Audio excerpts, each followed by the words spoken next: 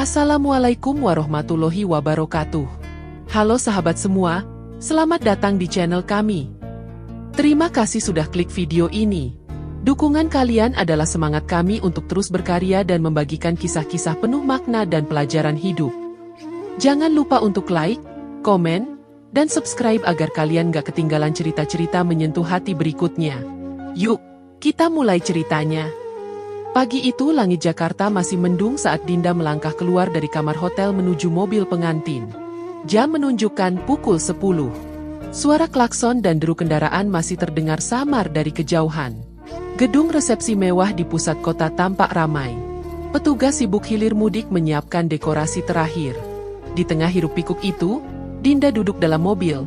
Dia memandangi gaun putih yang membalut tubuhnya. Matanya menatap keluar, tapi pikirannya jauh tertinggal di ruang tamu rumah mertuanya malam sebelum ini. Tempat di mana untuk kesekian kalinya, ia merasa tak pernah benar-benar dianggap. Mobil berhenti. Pintu dibuka. Bara menyambutnya dengan senyum lelah, tapi tak satu pun kata keluar. Dinda turun dengan hati yang berat. Bara menggandeng lengannya, melangkah masuk ke gedung yang sudah penuh tamu. Suara tepuk tangan terdengar. Musik mengalun. Tapi semuanya terasa asing di telinga Dinda. Sebelum masuk ke dalam ruangan utama, Dinda menyempatkan diri bertanya kepada salah satu panitia, "Tadi ibu saya sudah datang?" Petugas itu sempat terdiam, lalu menjawab pelan, "Maaf, Bu, tadi ada tamu yang kami tahan sebentar karena tidak terdaftar. Perempuan setengah baya, pakai kerudung biru." Dinda langsung merasa dingin. "Itu ibu saya." Petugas langsung panik. "Maaf sekali, Bu. Kami tidak tahu. Dari keluarga besar suami tidak ada yang memberi nama itu di daftar utama." Dinda menoleh ke Bara. "Kamu nggak masukin nama ibu di daftar keluarga?" Bara terlihat canggung. "Aku nggak urus itu, Din. Mama sama kakak-kakak yang atur semua." Dinda menahan napas. Tangannya menggenggam keras buket bunga yang dari tadi hanya jadi hiasan. Ia tak menjawab. Mereka tetap melangkah masuk, melewati lorong menuju pelaminan. Kamera mulai mengambil gambar. Flash menyala. Suara tamu bersorak pelan. Tapi semuanya kosong di mata Dinda. Di pelaminan, tempat duduk pengantin dihias megah, lengkap dengan ukiran emas dan hiasan bunga segar. Namun begitu Dinda melihat ke barisan depan tempat keluarga besar duduk, ia langsung tahu sesuatu tidak beres. Di deretan terdepan hanya ada keluarga Bara. Ibu dan ayah Dinda tidak tampak di sana. Ia mengedarkan pandang ke arah belakang ruangan, dan benar, di kursi deretan ketiga, tampak ibunya duduk bersama ayahnya dengan wajah kebingungan. Dinda hendak berdiri, tapi Bara menahan tangannya. "Jangan sekarang. Jangan bikin keributan." "Keributan?" bisik Dinda pelan, nyaris tak terdengar. "Itu ibu saya, Bar. Disuruh duduk di belakang." "Bukan aku yang ngatur tempat duduk," elak Bara, berbisik cepat. "Kamu bisa bicarakan nanti." Dinda memandang Bara tajam, tapi menelan amarahnya. Ia tahu hari ini bukan waktunya adu argumen. Tapi dalam hati, ia merasa seperti tamu di pernikahannya sendiri. Tak lama kemudian, ibunya berdiri dan berjalan ke arah meja makanan. Namun langkahnya dihadang oleh salah satu panitia yang buru-buru memintanya kembali duduk. Dinda tak kuat lagi. Ia berdiri dan turun dari pelaminan, meninggalkan Bara yang panik di belakang. Ia menghampiri ibunya. "Bu, kenapa tadi ibu ditahan di depan?" Sang ibu tersenyum canggung, menahan air mata. Katanya bukan dari keluarga inti. "Tapi nggak apa-apa, Nak. Yang penting kamu bahagia." Dinda menatap mata ibunya. Matanya memerah. "Ibu nggak pantas diperlakukan kayak gini. Ibu nggak apa-apa. Jangan bikin malu di depan tamu."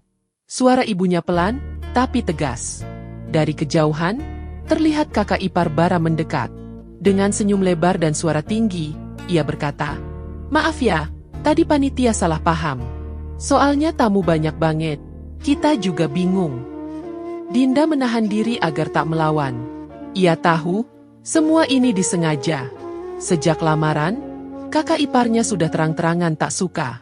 Mereka pernah bilang Dinda hanya gadis pasar yang beruntung.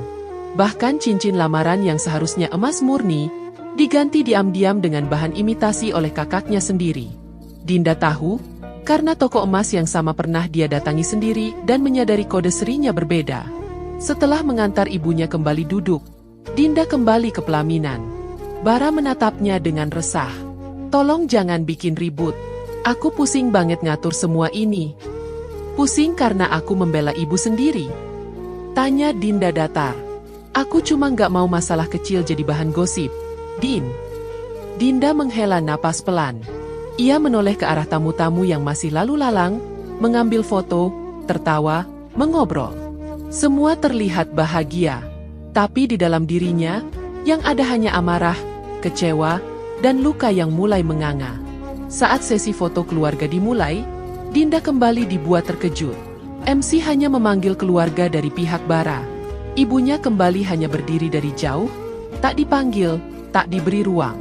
Setelah semua selesai, Dinda menghampiri salah satu panitia multimedia. "Apakah video keluarga saya juga diputar hari ini?" Petugas itu menggeleng. "Yang kami terima hanya dari keluarga mempelai pria, Bu." Dinda menatapnya lama, kemudian menoleh ke arah Bara yang sedang tertawa bersama keluarganya di meja utama. Ia merasa jauh. Suaminya berdiri di sana, tapi seperti tak mengenalnya.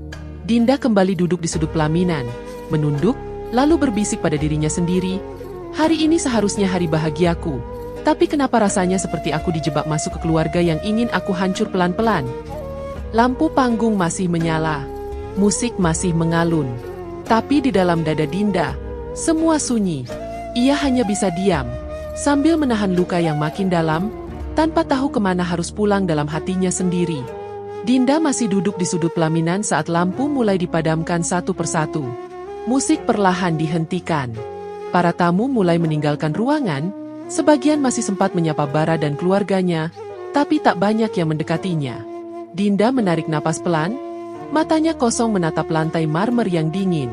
Dari kejauhan, ia melihat ibunya berdiri pelan-pelan, mencoba tersenyum saat pamit, lalu berjalan keluar tanpa banyak bicara.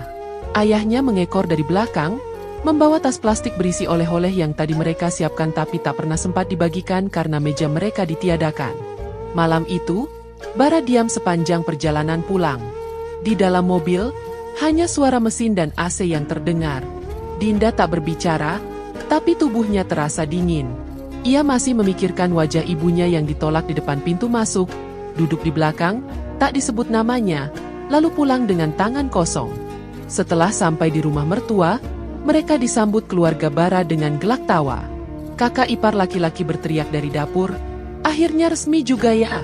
Mudah-mudahan bisa cepat cocoklah sama keluarga kita, Din." Dinda hanya menunduk. Ibu Bara melirik ke arahnya, lalu tersenyum sambil menyentuh lengan Bara. "Besok ajak istrimu ke dapur, biar dia tahu aturan di rumah ini." Pagi masih gelap ketika Dinda terbangun lebih dulu dari semua orang. Di ruang tengah, beberapa koper masih tergeletak. Ia berjalan menuju dapur, mencari air putih. Saat melewati meja makan, ia mendengar suara pelan dari arah belakang. Seperti bisik-bisik. Langkahnya melambat. Di ujung dapur, dua Art sedang berdiri menghadap kakak ipar perempuannya. "Pokoknya mulai sekarang, semua makanan dari luar harus dicek dulu. Kalau bawa dari pihak dia, buang aja. Kita nggak tahu itu makanan beneran atau sekadar pencitraan," kata suara itu. Salah satu Art menunduk. "Tapi Bu, kemarin katanya orang tua Bu Dinda mau kirim kue buat keluarga besar." "Buang. Kita nggak minta. Dan jangan sampai disajikan, ya? Saya nggak mau tamu keluarga saya makan makanan dari mereka." Dinda diam di balik pintu. Tangannya menggenggam kusen kayu. Ia kembali ke kamar tanpa suara. Bara masih tertidur. Ia duduk di sisi ranjang, menatap suaminya dengan tatapan yang dingin. "Gak ada niat kamu ngomong ke keluarga kamu soal perlakuan mereka?" tanyanya pelan. Bara membuka mata perlahan. "Soal apa?" "Soal ibu saya. Soal makanan yang mau mereka buang. Soal cara mereka ngatur semuanya seperti saya ini numpang." Bara mengusap wajahnya. "Din, mereka itu kayak gitu. Tapi kamu juga harus tahu posisi. Kita baru nikah. Jangan langsung bikin jarak sama keluarga sendiri." "Jadi aku disuruh diam?" Dinda menatapnya tajam. Aku cuma minta kamu tahan diri. Demi kebaikan kita juga, jawab Bara datar. Dinda bangkit dari ranjang. Aku bukan tahan diri. Aku diam karena aku masih percaya kamu akan berpihak ke aku. Tapi kamu malah pura-pura nggak lihat. Bara menarik napas panjang, lalu bangkit. Kamu mau aku ribut sama ibu? Sama kakak-kakakku? Itu yang kamu mau? Dinda tak menjawab. Ia keluar kamar, menuju ruang makan. Di meja, sudah terhidang sarapan. Tapi ia tahu, bukan dari ibunya. Ia duduk tanpa menyentuh apapun. Tak lama kemudian, ibunya datang, membawa 2 kotak nasi dari luar. Tadi ibu sempat mampir warung, takut kamu belum makan, katanya pelan. Salah satu Art datang dan langsung menatap kotak itu. Ini dari mana ya, Bu? Saya yang beli, jawab ibunya. Maaf, Bu. Ini harus disimpan dulu di belakang. Ibu RT yang suruh semua makanan dari luar dicek dulu. Dinda bangkit.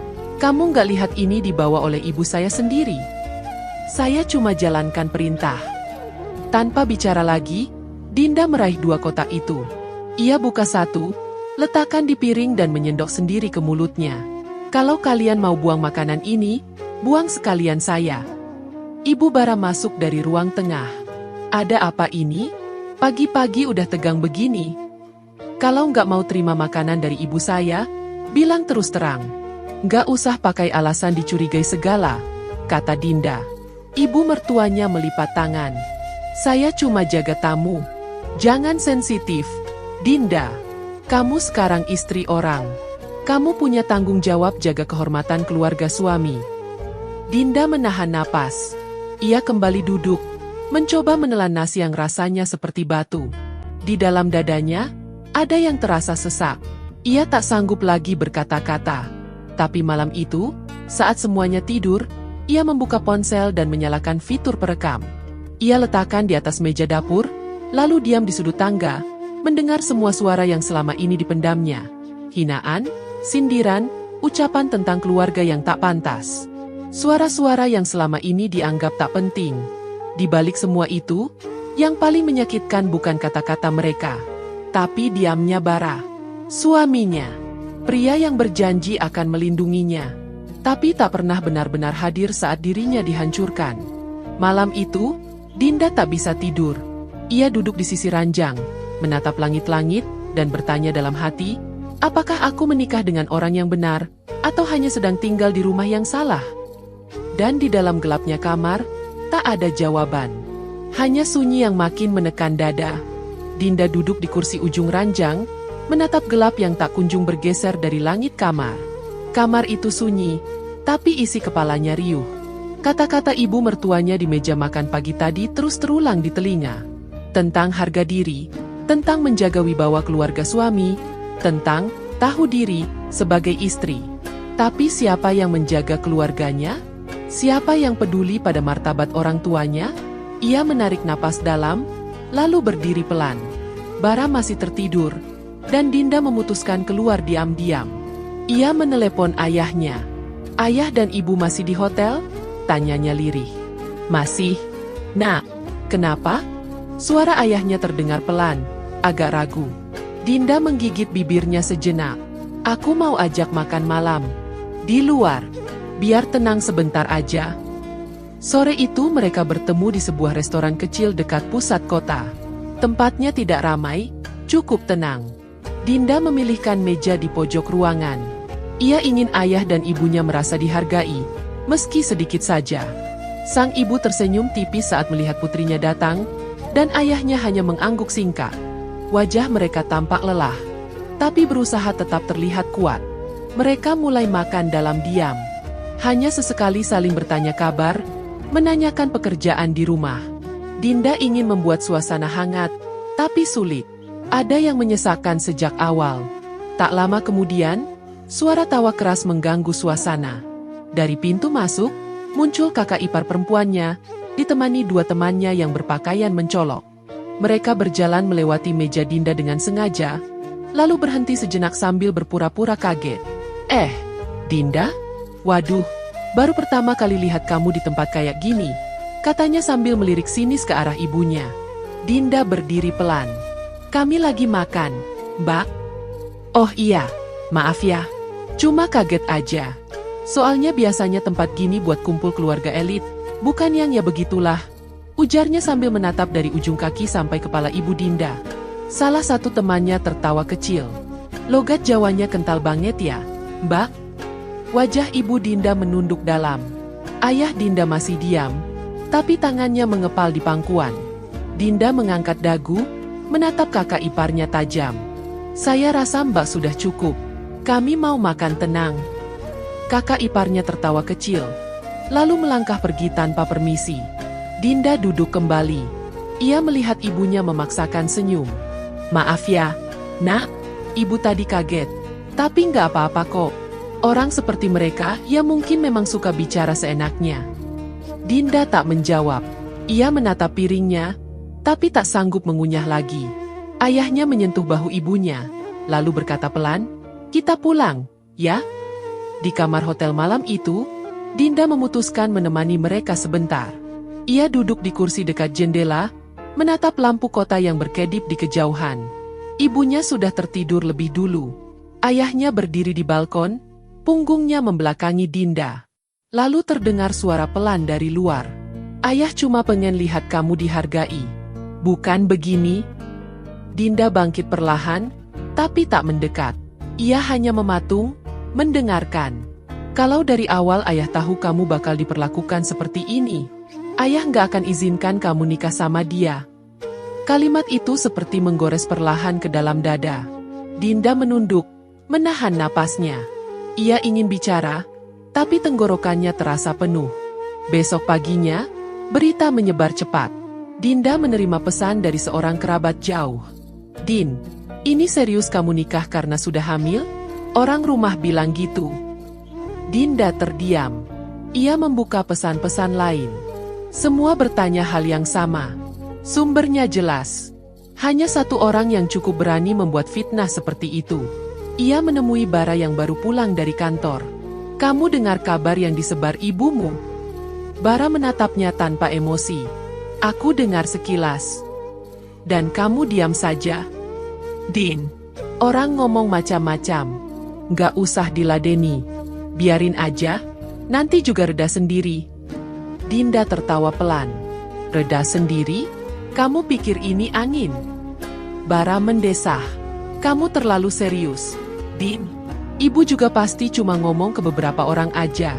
Jangan diperbesar." Dinda mengangguk pelan. "Kalau aku yang bilang ibu kamu selingkuh sebelum nikah, kamu anggap kecil juga?" Bara menatapnya, tak menjawab. Malam itu, Dinda masuk ke ruang keluarga. Ia perhatikan dinding yang dulu penuh foto-foto resepsi. Semua yang menampilkan orang tua atau keluarga Dinda sudah hilang. Tersisa hanya foto-foto dari pihak Bara. Ia berjalan ke pojok lemari, membuka laci, dan melihat album cetak resepsi. Di dalamnya, halaman yang memuat keluarga Dinda juga sudah disobek. Saat ia duduk di ruang tengah, kakak iparnya lewat sambil membawa nampan. "Maaf ya, Din. Ibu nggak suka foto-foto yang terlalu rame. Katanya mengganggu estetika rumah." Dinda hanya diam. Tapi malam itu, ia mulai mengumpulkan ulang semua pesan di ponselnya. Rekaman suara dari dapur. Screenshot chat grup keluarga. Semuanya ia simpan rapi. Tak satu pun dihapus. Ia tahu, semua ini bukan sekadar luka. Ini penghinaan. Namun, batinnya masih bimbang. Setiap kali ia menatap Bara saat tidur, ia bertanya dalam hati, apakah laki-laki ini layak diperjuangkan? Atau justru dia bagian dari luka yang harus dihentikan? Dan saat malam makin sepi, Dinda hanya bisa menatap langit-langit, bertanya pada dirinya sendiri, sejauh apa harga diri harus ditukar demi mempertahankan hubungan yang tak pernah benar-benar berpihak padanya? Dinda masih duduk di ruang keluarga malam itu, menatap lembaran album yang sobek tanpa sisa. Foto ayah dan ibunya yang tersenyum saat resepsi sudah tak ada. Semua yang tersisa hanya gambar pesta yang seolah berpihak pada satu sisi. Ia kembali ke kamar dengan kepala berat dan mata panas. Bara sudah tidur. Napasnya tenang, seakan tak ada satupun yang berubah. Dinda menatap wajah suaminya lama sekali, berharap menemukan sedikit keberpihakan. Tapi yang ada hanya wajah datar yang ia kenal, semakin asing. Pagi belum sampai 2 jam berjalan ketika pintu rumah diketuk. Salah satu sepupu Bara dari luar kota datang berkunjung. Rumah langsung ramai. Ibu mertua menyambut dengan pelukan. Kakak ipar menyiapkan kue dan teh. Dinda ikut menyambut, meski hanya berdiri di belakang, tanpa diminta duduk di ruang tamu. Percakapan di ruang tengah mulai menghangat. Dinda berdiri di dapur, mendengar samar-samar. Tapi satu kalimat membuat langkahnya terhenti. "Jadi udah siap ya surat perjanjiannya?" kata sepupu itu sambil tertawa. "Surat apa, Mas?" tanya kakak iparnya pelan. "Lah, katanya saham dari usaha ayahnya Dinda itu bakal diserahin ke Bara sebagai pelunasan mahar. Kalian yang bilang waktu ketemu di Bandung, bukan?" Ruangan mendadak hening. Ibu mertua tertawa singkat. "SSST, itu jangan dibahas di sini. Belum tentu disetujui. Tapi ya, itu yang paling masuk akal, kan? Daripada resepsi semewah itu dianggap sudah lunas begitu saja." Dinda tak bergerak. Matanya menatap lurus ke meja dapur. Napasnya mulai berat. Ia mundur perlahan, lalu masuk ke kamar dan menutup pintu tanpa suara. Di dalam, ia duduk di tepi ranjang. Tangannya gemetar. Siangnya, ia mengajak ibunya bertemu di gang depan. Ia ceritakan semuanya pelan-pelan. Ibunya mendengarkan sambil memegang tangan Dinda. "Ibu nggak pernah janji apa-apa. Nah, usaha itu milik ayahmu, dibangun dari nol. Kalau memang mereka anggap resepsi itu utang, suruh mereka bicara langsung ke kami, jangan pakai kamu sebagai jembatan." Beberapa menit kemudian, Ibu Dinda sudah hendak kembali pulang ke hotel. Tapi baru beberapa langkah, dari dalam rumah muncul ibu mertua dan 2 tetangga yang sedang duduk di bangku depan. "Bu, mohon maaf, tapi jangan sok-sokan ngajak anak saya bicara di luar, ya," kata ibu mertua lantang. Ibu Dinda menoleh. "Saya cuma bicara sebagai orang tua. Anak saya cerita, kami dianggap masih punya utang karena pesta." "Memang iya. Makanya jangan berlagak bersih. Kami cuma minta tanggung jawab." Suara itu makin keras. Didengar jelas oleh tetangga yang duduk tak jauh. Dinda berdiri di depan pintu pagar. "Bu, tolong jangan teriak-teriak. Ini rumah saya. Saya bebas bicara. Kalau kamu nggak terima, pindah." Tak berhenti di situ. Salah satu art muncul, membawa kantong plastik besar. Ia menyerahkannya ke Ibu Dinda. "Maaf, Bu. Ini tas Ibu waktu datang kemarin," kata Ibu RT. "Belum bisa dibawa pulang karena belum lunas biaya transportasi tamu keluarga dari luar kota." Ibu Dinda terdiam. Ia ambil tas itu pelan. "Saya tidak pernah ikut urus transportasi. Kalau memang kami harus bayar, kirim saja rinciannya, jangan seenaknya begini." Dinda langsung meraih tas itu dari tangan ibunya dan memeluknya. "Ibu pulang sekarang. Biar aku yang urus." Wajah Ibu Dinda kaku. Tapi ia melangkah pergi perlahan, tanpa menoleh. Dinda menatap punggungnya sampai hilang di ujung jalan. Sorenya, Dinda datang ke kantor Bara. Ia tak membuat janji. Ia hanya ingin bicara langsung. Resepsionis mengizinkannya masuk. Bara sedang duduk di belakang meja, membalas email. "Kamu kesini kenapa?" tanyanya cepat. "Aku perlu bicara. Ini penting." Bara menekan tombol lock di layar monitornya. "Kalau soal ibu kamu tadi, aku udah dengar. Kamu bikin malu keluarga sendiri. Tetangga semua cerita." "Yang bikin malu siapa? Yang lempar tas atau yang teriak-teriak depan orang?" Suara Dinda mulai meninggi. "Kamu tahu ibu itu keras. Tapi kamu jangan tambah parah dengan provokasi." "Provokasi? Aku cuma ajak ibu bicara di luar pagar." Bara berdiri. "Udah cukup. Aku pusing. Jangan datang ke sini dan ganggu kerjaanku." "Bara, mereka rencana ambil saham keluarga aku. Kamu tahu?" Bara diam sejenak. "Itu pembicaraan keluarga. Kita lihat nanti, mana yang terbaik." "Jadi kamu setuju?" "Aku nggak bilang setuju. Tapi kalau itu bisa jadi solusi." Dinda tertawa pelan. "Solusi? Buat siapa? Aku ini istrimu, Bar. Tapi kamu nggak pernah pasang badan buat aku. Bahkan ketika keluargamu lecehkan orang tuaku, kamu masih mikir wibawa mereka. Bara meraih jaketnya. Aku keluar sebentar. Dinda berdiri di tempat. Matanya mulai panas. Ia menatap pintu kantor yang tertutup pelan. Lalu ia berjalan keluar dengan tubuh gemetar. Malam itu, ia membuka semua file di ponselnya. Rekaman percakapan, potongan video pesta, salinan pesan grup keluarga yang menyebut ibunya benalu, dan potongan suara tentang mahar saham. Ia mulai menyusunnya perlahan. Ia tak tahu akan digunakan untuk apa. Tapi satu hal pasti, ia sudah terlalu sering diam. Namun, di tengah semua kekacauan itu, pikirannya justru terombang-ambing. Di satu sisi, ia tahu pernikahan ini tidak berdiri atas cinta yang utuh. Tapi di sisi lain, masih ada bagian dalam dirinya yang belum siap mengaku kalah. Dan semakin ia berusaha menenangkan diri, semakin terasa bahwa mungkin, ia memang sudah terlalu dalam masuk ke tempat yang sejak awal bukan untuknya. Dinda belum sempat menyusun napas ketika kabar pesta ulang tahun Ibu Bara diumumkan. Keluarga besar menyambut rencana itu dengan antusias. Kakak ipar tertua mengambil alih semua urusan, mulai dari gedung, catering, hingga undangan. Dinda hanya mendengarkan saat mereka membicarakan anggaran dengan santai. Tapi saat melihat angka yang disebutkan, ia terdiam. Dari mana semua dananya? Tanya Dinda saat mereka tinggal berdua di kamar. Bara sibuk membuka laptop. Sebagian pakai tabungan kita. Dinda langsung menoleh. Tabungan kita? Kamu bilang mau pakai buat DP rumah. Bara tak menoleh. Gak usah dibesar-besarkan. Cuma sebagian kecil. Tanpa tanya aku dulu. Dinda, ini ulang tahun ibu. Sekali seumur hidup. Kakak juga udah bilang, semua ditanggung bareng-bareng. Dinda melangkah ke arahnya. Kakakmu yang ambil keputusan. Kamu tinggal ikut, uang kita itu bukan sisa warisan. Bar, itu hasil kerja kita. Bara menutup laptopnya pelan. Aku capek bahas uang terus. Kamu selalu hitung-hitungan kalau sudah soal keluarga. Karena yang kamu sebut keluarga itu cuma pihak kamu. Bara berdiri. Udahlah. Kamu datang aja ke acara itu. Senyum, beres. Hari pesta datang lebih cepat dari yang Dinda harapkan. Gedung mewah diisi musik keras, lampu warna-warni, dan hidangan berlimpah. Ia datang dengan ayah dan ibunya, meski tahu undangan hanya dikirim lewat pesan singkat. Tidak ada sambutan. Tidak ada petugas yang mempersilakan mereka duduk.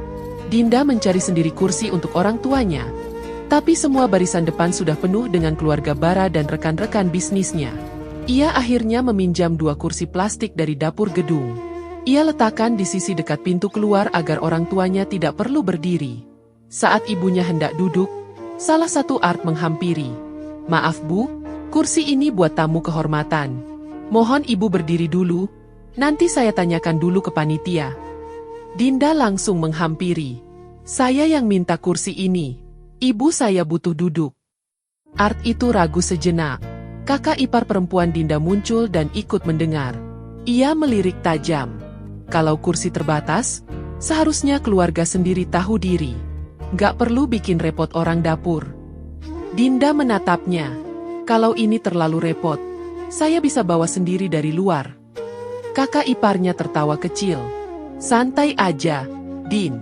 Jangan baper terus. Ini pesta, bukan tempat minta belas kasihan. Dinda tidak menjawab. Ia kembali duduk di sisi ayah dan ibunya. Tapi tak lama kemudian, pelayan datang membagikan minuman. Gelas-gelas cantik dengan warna merah muda dan garnish buah di pinggirnya dibagikan ke semua meja. Meja Dinda tak kebagian. Ia bangkit, masuk ke dapur, meminta 1 gelas untuk dibawa sendiri. Saat ia menyerahkan gelas itu ke ibunya, salah satu ipar yang lain, kakak ipar laki-laki melintas sambil menunjuk. Wah, bawa sendiri ya? Nggak perlu kasih. Din, kita di sini cukup. Istrinya ikut menyahut. Iya, kita nggak biasa nerima sedekah di tengah pesta. Terlalu dramatis. Tawa kecil terdengar di belakangnya. Dinda berdiri mematung. Ia menoleh perlahan ke arah orang-orang yang sejak awal hanya tahu bicara, tak pernah tahu menghargai. Ibunya menggenggam tangannya. Sudah, "Nak, ibu baik-baik saja." Dinda menarik kursi, duduk, lalu membuang napas panjang. Ia menatap panggung megah tempat Ibu Bara berdiri sambil memegang mikrofon, tertawa lepas, menerima hadiah berlapis-lapis dari para tamu. Semua mata tertuju pada wanita itu. Tapi tak satu pun menoleh ke arah dua orang tua yang duduk di sisi ruangan, menyembunyikan malu dan kecewa dengan senyum yang tak penuh. Usai acara, Dinda berjalan ke belakang panggung untuk mencari Bara. Ia menemukannya sedang berbicara dengan rekan kerjanya. "Kita harus bicara," ucap Dinda tegas. Bara mengangkat alis. Sekarang?" "Sekarang." Bara meminta izin pada rekannya, lalu mengikuti Dinda ke ruang penyimpanan di belakang gedung. "Apa yang kamu mau? Kamu lihat sendiri apa yang terjadi hari ini." Bara menghela napas. "Din, kamu sendiri yang bawa orang tuamu ke situ. Harusnya kamu tahu kapasitas mereka di acara sebesar ini. Jadi karena mereka bukan orang penting, mereka pantas diabaikan. Kamu terlalu lebay. Ini acara ibu. Semua keluarga sibuk. Wajar kalau ada yang kelewat." "Kelewat? Atau sengaja?" "Jangan nuduh, Din. Kamu makin kasar sekarang." Dinda menatap mata suaminya. "Aku nggak kasar. Aku cuma mulai sadar. Kamu nggak pernah benar-benar di pihakku. Kamu selalu berdiri di belakang mereka. Dan aku disuruh diam." Bara diam beberapa detik. "Kalau kamu terus begini, aku nggak yakin kita bisa lanjut." Ucapan itu membuat dada Dinda terasa sesak. Tapi ia tak menangis. Ia hanya mengangguk pelan. Lalu keluar dari ruangan, meninggalkan Bara di belakang. Saat sampai di rumah malam itu, Dinda menyalakan laptopnya. Semua rekaman yang selama ini ia simpan mulai ia rapikan. Potongan suara hinaan, foto-foto acara yang mempermalukan, semua disusun tanpa suara. Ia tidak punya niat apapun malam itu, selain menyusun ulang kenyataan yang selama ini disembunyikan dengan pesta dan tawa. Namun di sela-sela semua file yang ia buka, ia tak bisa menahan satu pertanyaan yang tak pernah bisa dijawab siapapun. Apakah ia harus terus bertahan demi gelar sebagai istri, atau melepaskan semuanya demi menjaga harga diri ayah dan ibunya? Dan ketika malam makin larut, pertanyaan itu tetap menggantung di benaknya. Tidak turun, tidak pergi, hanya menetap dan menusuk dalam diam. Dinda masih duduk di ujung ranjang malam itu. Lampu kamar padam setengah, cahaya remang dari lorong luar memantul ke dinding. Di meja, laptop kecilnya terbuka. Suara tawa dari pesta tadi sore masih terngiang di telinga. Suara-suara yang sama yang sudah berkali-kali ia kumpulkan, disimpan, dan kini satu persatu mulai ia susun ulang. Potongan rekaman dari dapur rumah, suara kakak ipar menyebut ayahnya miskin, kalimat ibu mertua tentang saham yang lebih baik diamankan selagi bisa. Foto wajah ibunya berdiri di pojok gedung pesta dengan tangan menggenggam kursi plastik. Semua ia gabungkan dalam satu video berdurasi 8 menit. Ia menghubungi nomor yang sudah 2 minggu ini tersimpan tanpa nama di ponselnya. "Mas Ginanjar, saya kirim lagi 2 file tambahan."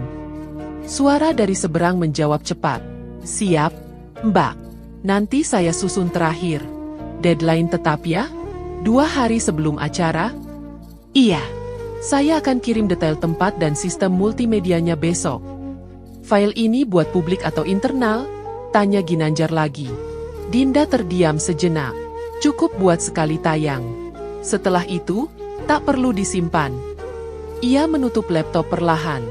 Di dalam dadanya, tidak ada lega, tidak ada puas. Yang ada hanya tekanan. Tapi kali ini, tekanan yang ia kendalikan sendiri. Semua file sudah tersimpan rapi di flash disk yang dibungkus dalam kotak perhiasan kecil. Di dalam kamar, Bara sedang berbicara lewat telepon. Suaranya pelan, tapi cukup untuk Dinda dengar. "Iya, Bu. Nanti setelah acara, aku ikut. 2 tahun itu sebentar. Toh Dinda juga masih banyak urusannya di sini." Dinda membeku. Ia menoleh perlahan ke arah pintu kamar mandi yang terbuka setengah. Suara itu tak salah. Kalimat itu jelas. Ia menunggu Bara selesai bicara, lalu masuk dengan langkah tenang. "Kamu mau keluar negeri?" tanyanya tanpa menunggu jeda. Bara mematikan layar ponsel. "Itu rencana ibu. Aku belum tentu ikut." "Tapi kamu bilang iya." Itu obrolan keluarga. Kamu nggak perlu masuk ke situ. Kamu suamiku, Bar. Aku punya hak tahu kamu akan tinggal di mana. Bara menghela napas.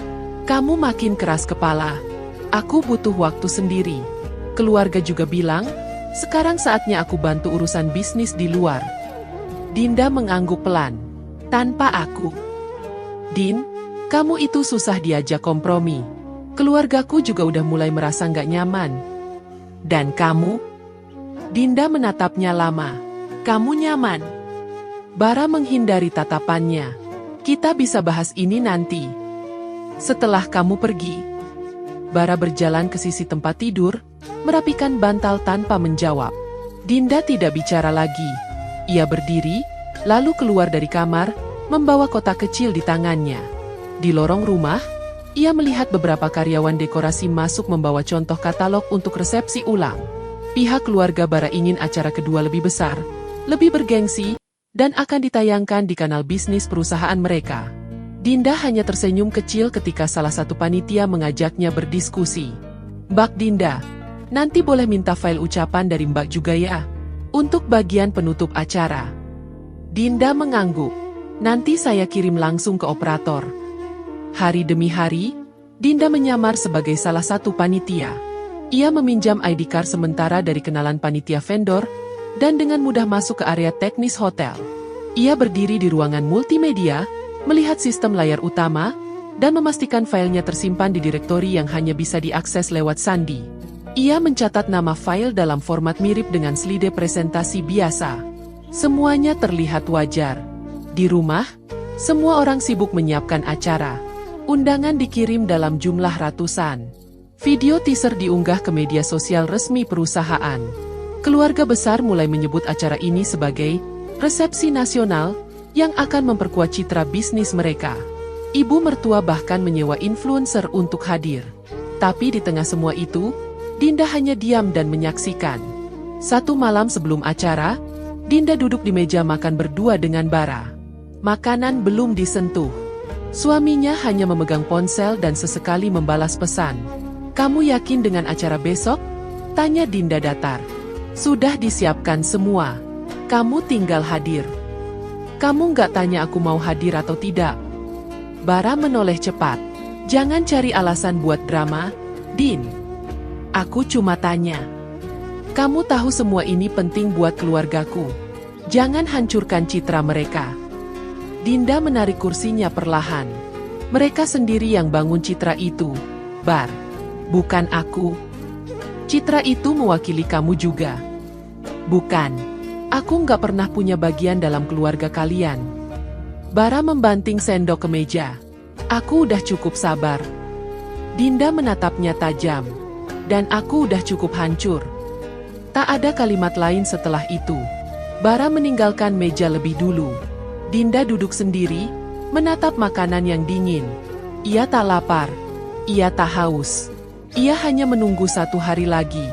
Di kamar, ia membuka kembali flash disk dari kotak perhiasan. Ia tak ragu. Tapi dadanya tetap berat. Ia tahu, setelah ini, semua tak akan sama. Tapi setidaknya, satu hal akan jadi jelas. Siapa yang selama ini bicara di depan umum, dan siapa yang dia menyimpan luka. Dan malam itu, saat semua lampu rumah padam, Dinda hanya menatap layar ponsel yang menunjukkan tanggal. Tangan kirinya menggenggam kotak kecil di pangkuan. Wajahnya tenang. Tapi di dalam dirinya, sesuatu sedang pecah perlahan.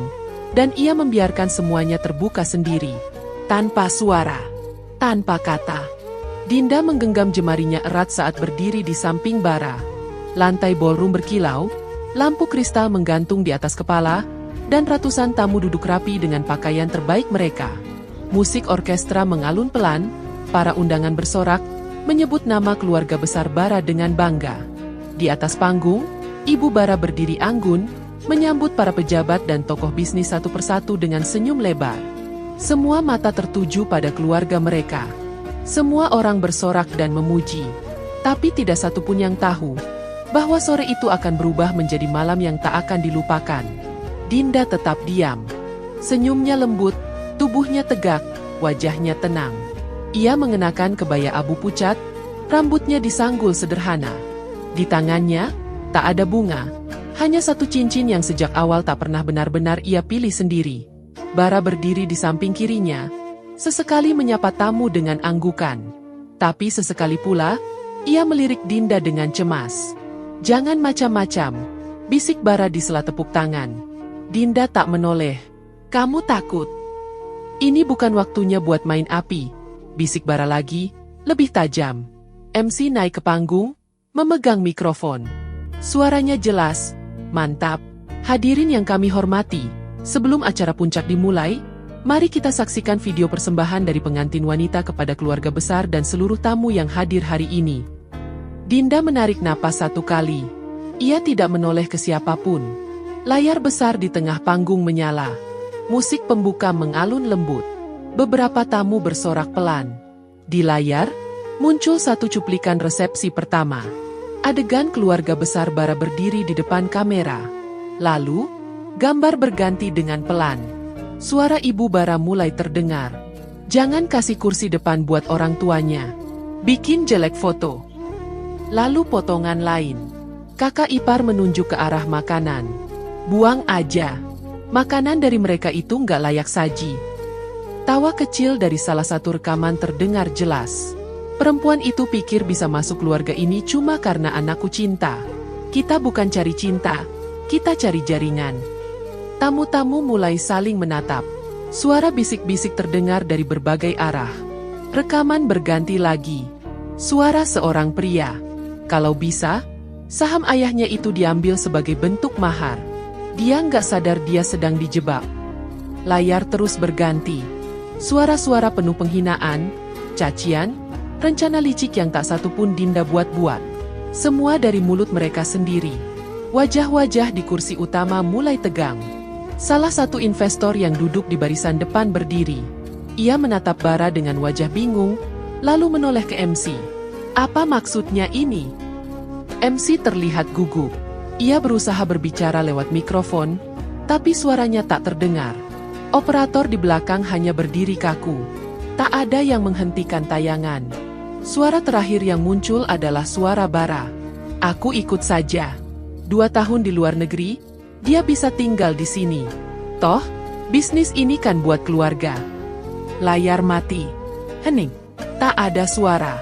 Tidak ada tepuk tangan. Tidak ada musik. Ibu Bara berdiri perlahan dari kursinya. Matanya terbelalak.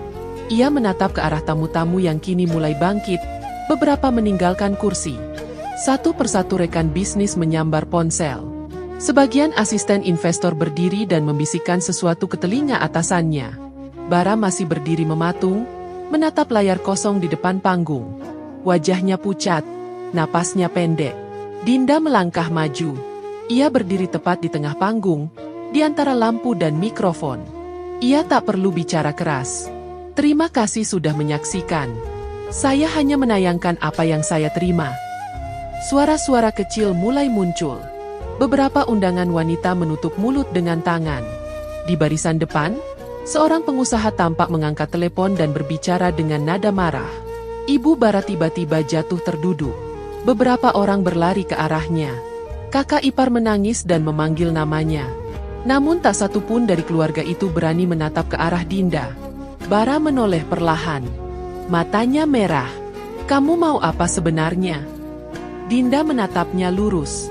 "Kamu tahu jawabannya. Kamu hancurkan keluargaku di depan orang banyak." "Tidak, Bar. Keluargamu yang menghancurkan diri sendiri. Aku cuma pasang cermin." Bara menatap lantai. Tamu-tamu mulai keluar ruangan. Suara langkah tergesa memenuhi aula megah itu. Fotografer yang tadinya berdiri di depan panggung kini merapatkan kameranya dan memilih mundur. Ibu Bara masih terduduk. Wajahnya pucat. Salah satu keluarga mencoba membantunya berdiri. Dinda tak bergerak dari tempatnya. Ia memandangi ruangan yang dulu penuh sorak, kini dipenuhi tatapan dingin dan langkah tergesa. Ia tidak bangga. Ia tidak senang. Tapi untuk pertama kalinya, ia tidak merasa sendiri. Bara kembali menatap Dinda. Suaranya pelan. "Kamu puas?" Dinda menahan napas. "Belum."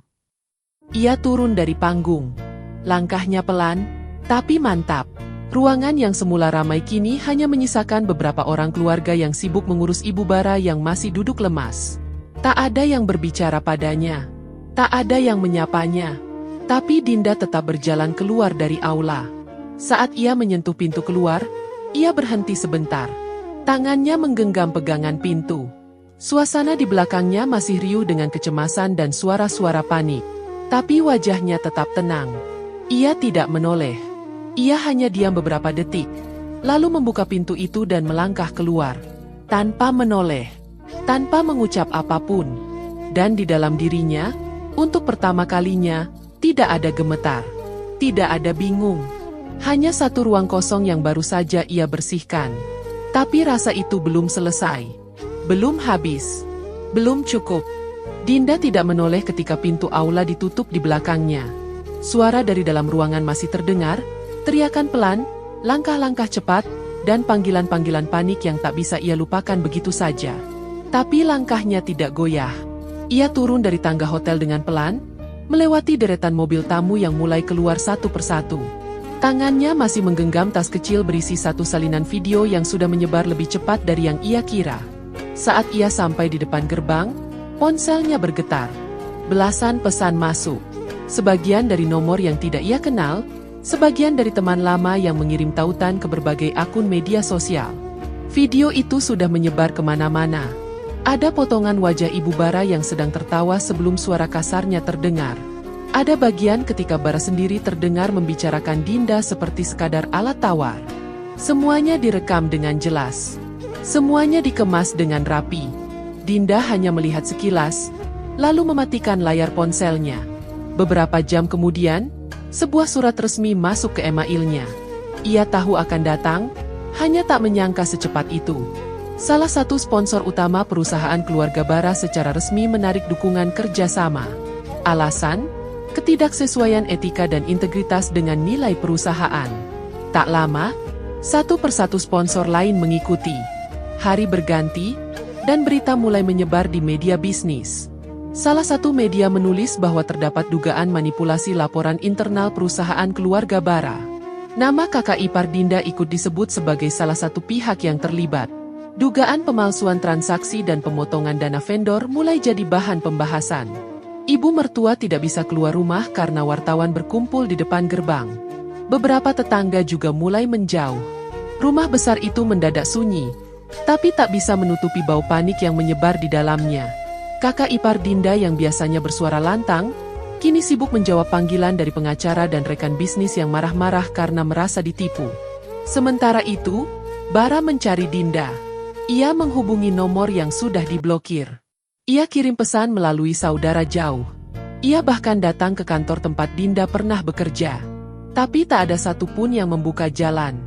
Dinda tidak bersembunyi. Ia hanya tidak ingin lagi melihat wajah yang selama ini hanya bisa diam saat keluarganya dihina. Ia pergi ke kantor notaris, membawa seluruh dokumen rekening bersama dan bukti bahwa sebagian dana diambil tanpa izin. Ia ajukan pembekuan atas nama hak perlindungan aset pribadi. Semua sesuai hukum. Semua berjalan tanpa suara. Bara akhirnya menemukan alamat rumah orang tua Dinda. Ia datang sore itu, sendirian. Wajahnya tampak lelah. Matanya merah. Ia berdiri di halaman rumah, menunggu lebih dari 1 jam sebelum Dinda muncul di pintu. "Aku cuma minta kamu hapus videonya," katanya pelan. Dinda menatapnya sebentar. Sudah terlambat. Semua orang kena imbasnya. Ibu jatuh sakit. Kakakku digugat. Perusahaanku tinggal nama. Dinda tetap berdiri di ambang pintu. "Aku tidak mulai ini. Aku hanya mengakhiri diamku. Kita bisa selesaikan dengan baik-baik." Bara mencoba mendekat. "Baik-baik."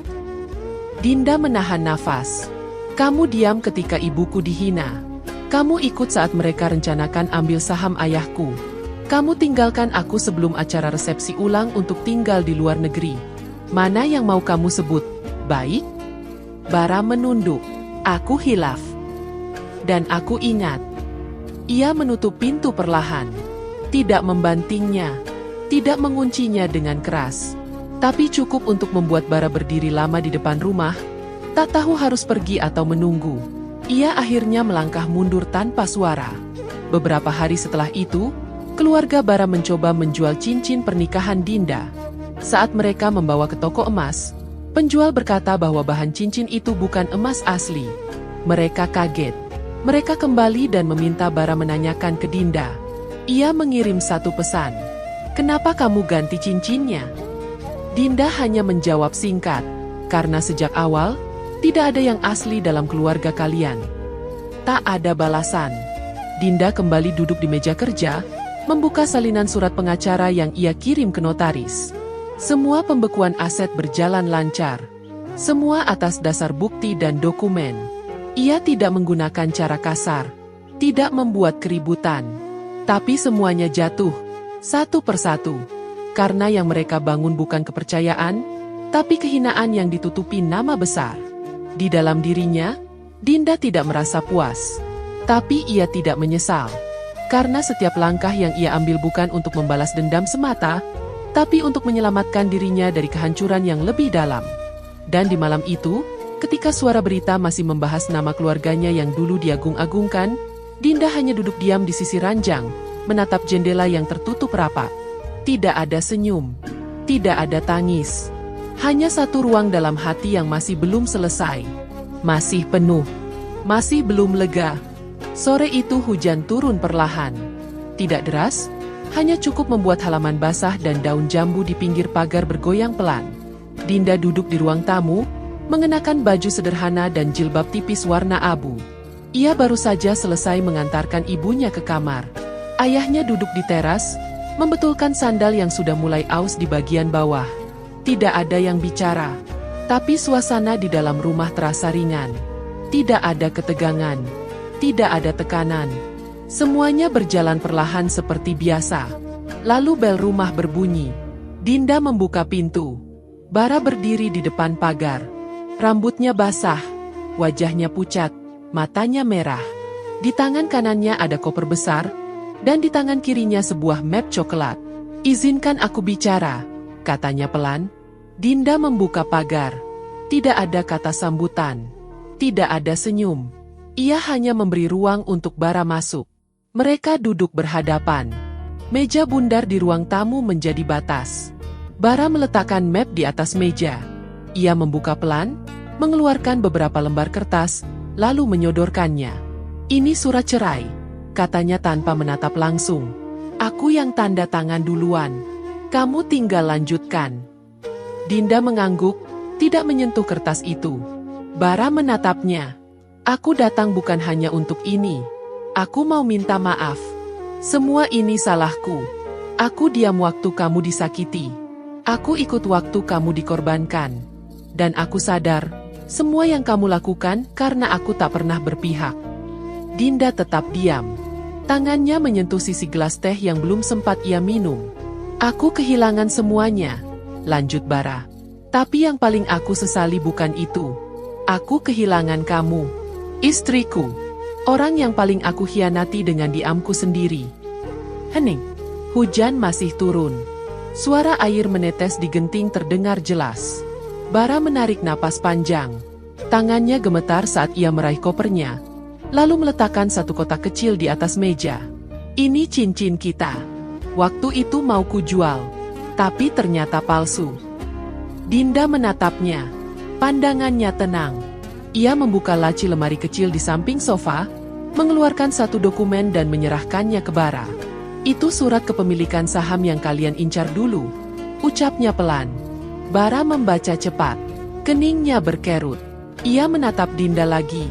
"Kamu serahkan ke yayasan?" Dinda mengangguk. "Atas nama ibu. Yayasan sosial untuk perempuan miskin yang dipermalukan karena harga diri." Bara memejamkan mata. Tubuhnya tertunduk. Beberapa saat ia tak bergerak. Kemudian ia berkata lirih, "Kamu tak perlu lakukan sejauh ini." Dinda mengangkat wajahnya. "Aku tak pernah ingin menghancurkan. Tapi aku juga tak akan terus diam saat keluarga dan diriku dipermalukan." Bara menggigit bibir bawahnya. "Kamu sudah berubah. Aku hanya kembali ke diriku yang lama, yang kamu dan keluargamu paksa untuk hilang." Bara berdiri. Ia mengambil surat cerai itu, menatanya kembali ke dalam map, lalu menggenggam koper dengan satu tangan. Sebelum pergi, ia menatap Dinda sekali lagi. "Kalau suatu saat kamu butuh aku..." Dinda memotong, suaranya tenang. "Aku tidak akan." Bara mengangguk pelan. "Selamat tinggal." Pintu tertutup tanpa suara. Dinda duduk sendiri. Ia menatap gelas tehnya yang sudah dingin. Di luar, suara hujan mulai mereda. Ayahnya masuk dan duduk di kursi di sebelahnya. "Sudah selesai?" tanya sang ayah. "Sudah," jawab Dinda singkat. Ia berdiri, berjalan ke beranda. Ia duduk di kursi rotan yang biasa digunakan ibunya sore hari. Angin dingin menyentuh kulitnya, tapi ia tidak merasa menggigil. Ia hanya diam. Tak ada pesta, tak ada perayaan. Tidak ada yang menyambutnya sebagai pemenang. Tapi tidak ada lagi yang menjatuhkannya. Tak ada teriakan, tak ada pembelaan. Tapi semua tumpah. Ia tak merasa bangga, tapi ia juga tidak menyesal. Diamnya cukup. Diamnya memutar balik semuanya. Dan meski hatinya masih terasa sesak, tidak ada lagi yang menekan dari luar. Yang tersisa hanya sisa-sisa luka yang mulai ia kenali, bukan untuk dihapus, tapi untuk dikenang. Angin kembali bertiup. Dinda menutup mata sebentar. Dan di saat itu, ia tahu, dirinya tidak lagi menunggu siapapun untuk membela. Tidak menunggu siapapun untuk memilih. Tidak menunggu siapapun untuk mengangkat kepalanya. Karena ia sudah berdiri. Sendiri. Tapi tak lagi sendirian dalam diam. Terima kasih sudah menyimak hingga akhir. Kadang, dia memang tak terdengar. Tapi justru di sanalah letak kekuatan yang sesungguhnya. Jika cerita ini menyentuh hati kalian, jangan lupa tinggalkan jejak di kolom komentar. Dukung terus channel ini dengan like, subscribe, dan share. Karena satu klik dari kalian adalah semangat bagi kami untuk terus menyuarakan kisah-kisah yang sering tak terucap. Sampai jumpa di cerita selanjutnya. Tetap kuat, tetap hangat. Karena setiap luka pasti ada maknanya. Wassalamualaikum warahmatullahi wabarakatuh.